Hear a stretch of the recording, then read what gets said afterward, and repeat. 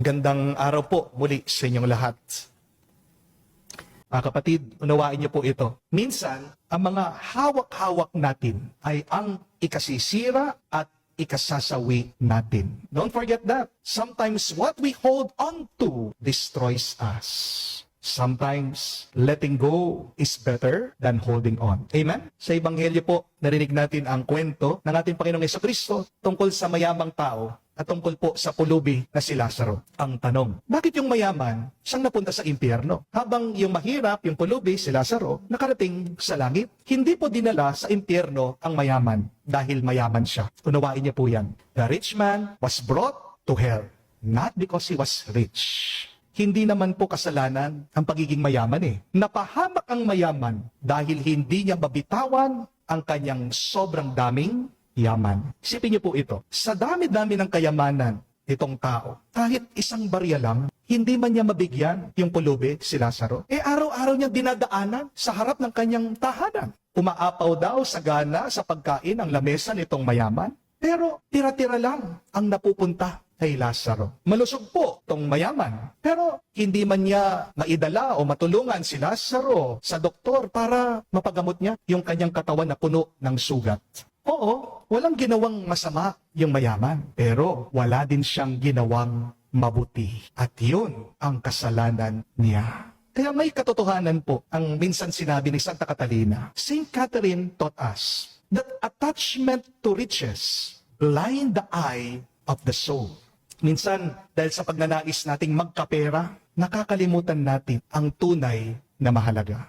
Minsan, dahil sa pagnanais nating magkaroon ng kayamanan, nakakalimutan nating magpakatao. Amen? Opo, ang pera ay kapangyarihan. Kapag mayaman ka, magagawa mo ang gusto mo.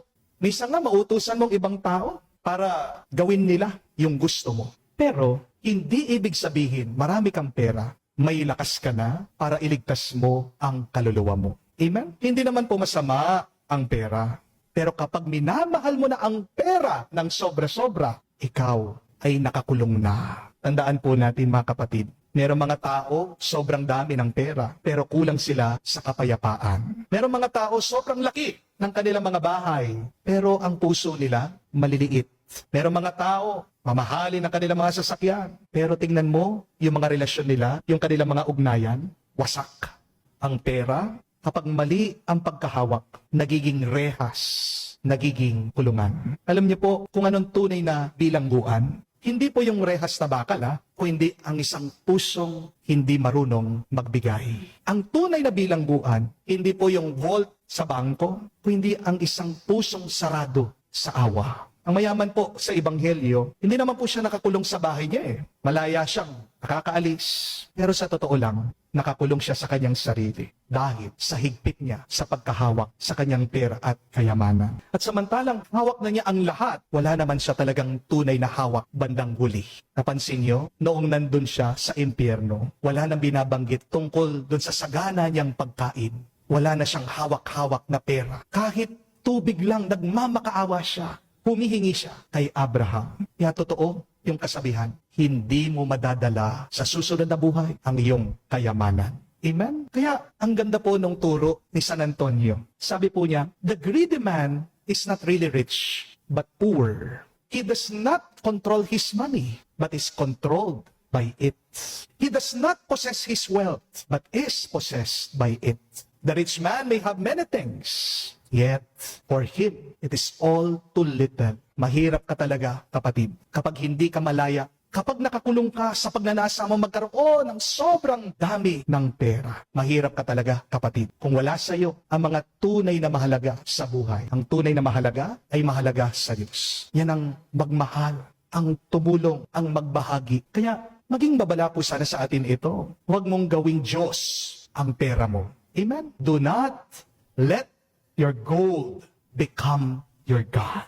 If gold becomes your God, then greed will become your goal. Kapatid, hindi ka ginawa ng Diyos para kumita ka lang ng pera. Kung puro pera lang ang habol mo sa buhay, magiging gutom at uhaw ang kaluluwa mo. Amen? May you live life not for profit, but for purpose.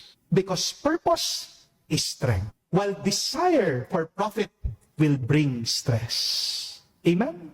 Pero kapatid, kung puro pera lang ang nasa isip mo, kahit na magkapera ka, pera pa rin ang hahanap-hanapin mo. Amen? Dahil kapag pera ang pinag-uusapan, siguradong may away, may hindi pagkakaintindihan, may hidwaan. Marami po akong kakilala ang yayaman. Ang dami nilang lupa, pero silang magkakapatid, hindi magkaintindihan. Sila magkakapatid, nakukuha pa nilang magdemandahan.